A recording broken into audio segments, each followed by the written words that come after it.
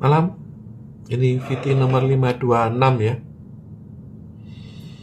Pada perkembangan terakhir, itu kemarin ada jumenengan Pakubuwono 14. Pembahasannya itu begini, ya. Satu, ya dari adat ya. Kalau Anda itu raja, semua orang lain itu termasuk pamanmu, istrimu, dan semua orang itu harus ngesot. Laku ngesot atau dodok atau berlutut di depan raja. Jadi bukan seperti kawinan terus kamu salaman gitu ya kan. Setelah kamu diangkat jadi raja, lalu kamu bersalam-salaman dengan tantemu. Nggak begitu. Walaupun dia pamanmu, tantemu, siapapun ya, mungkin kakekmu, harus ngesot di depan raja. Itu tanda Anda menjadi raja. Kedua, untuk menjadi raja ya, itu Anda harus punya syarat. Satu yaitu perjanjian perang. Dua, yaitu prasasti ya, perjanjian perang. Kedua, dinasti, artinya kamu punya darah. Yang ketiga adalah trasti, artinya kamu mendapatkan waris. Artinya kamu menerima dari mana? Nah, jumenengan Raja Pakubuwono 14 ini yang ngangkat siapa? Dapat dari mana mandatnya? Itu nggak ada. Oleh karena itu, makanya rajanya juga nggak bisa menentukan. Pakubuwono 13 itu pun nggak bisa menentukan siapa penerusnya. Dia nggak mengangkat siapapun. Kenapa?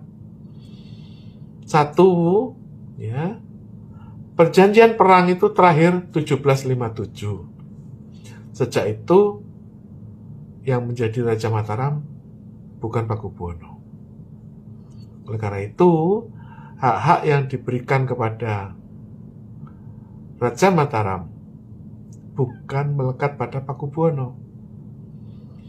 Nah, kepada siapa sejarahnya itu? Jadi, pada 1757 itu terjadi perjanjian Salatiga.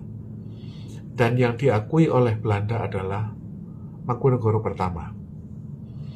Itu. Kenapa buktinya yang diakui adalah 1757? Karena pasca 1757 ada perang Napoleon. Itu hartanya VOC diserahkan kepada Mangkunegoro IV. Kemudian pasca Napoleon itu Belanda merdeka dan yang mengangkat Raja Belanda pertama, William Orange, itu adalah Mangkunegoro IV. Hanya raja yang bisa mengangkat seorang raja, karena dia dapat mandatnya, dapat warisnya. Jadi kembali ya, VOC menyerahkan harta Mataram kepada Raja Mangkunegoro IV pada waktu Perang Napoleon. Belanda bubar. Dan setelah selesai Perang Napoleon, Belanda merdeka. Mandat itu diberikan kembali kepada William Orange sebagai Raja Belanda. Dan pada waktu Perang Diponegoro pun hartanya Mataram masih tetap di Mangkunegoro IV. Dan kemudian pada waktu penyerahan Belanda, itu akhirnya Nusantara ini atau Kerajaan Mataram ini dikuasai oleh sekutu. Oleh karena itu, menurut perjanjian Renville, sekutu itu Amerika mengangkat Raja Mataram ketiga menjadi memberi mandat kepada Soekarno. Dan pada waktu Soekarno mati, tahun 67, mandat itu diserahkan kepada Soeharto. Tahun 2008, Soeharto mati, mandatnya diserahkan kembali kepada Raja Mataram ketiga, yaitu Bapak Sanjoyo Hamijoyo Suparto. Akibatnya apa? Akibatnya sekarang itu, kenapa devisa ekspor Indonesia itu nggak bisa masuk ke Indonesia? Karena oleh konglomerat itu, hasil ekspor itu, terutama sawit dan batu bara, nggak bisa untuk memperpanjang HGU-HGB. HGU dan HGB itu mati karena Indonesia tidak punya mandat atau mandataris lagi setelah Soeharto. Oleh karena itu, tanah-tanah di Indonesia itu tanah yang tidak bersurat.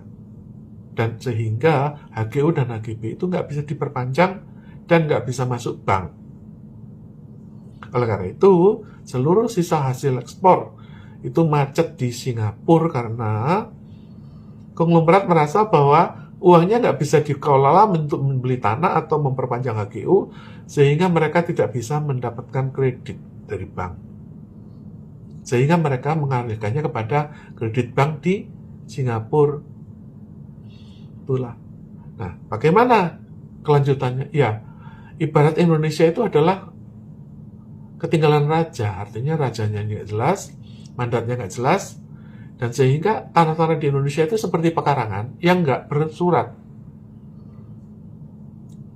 Menteri ATR BPN itu mengatakan bahwa mafia tanah itu sampai dengan kiamat itu bakal ada di Indonesia. Kenapa? Karena seluruh tanah di Indonesia itu tidak ada suratnya. Tidak ada mandatarisnya.